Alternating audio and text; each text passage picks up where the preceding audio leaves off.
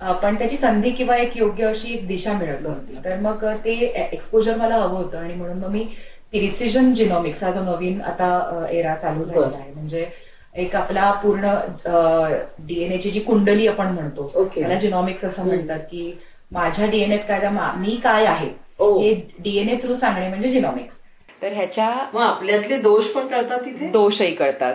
दोष असे की जेणेकरून आपल्याला कुठले आजार होऊ शकतात किंवा आपल्या आई वडिलांकडनं आपल्याला कुठले आजार आले, अशी सगळी कुंडली ही जिनॉमिक्स.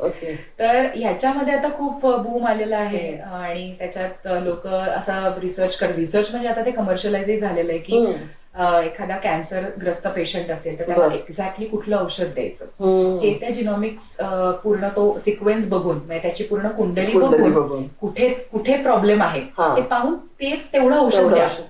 इतर गोष्टी तुम्ही एक्सपेरिमेंट करू नका, पेशंटचा वेळ वाचेल.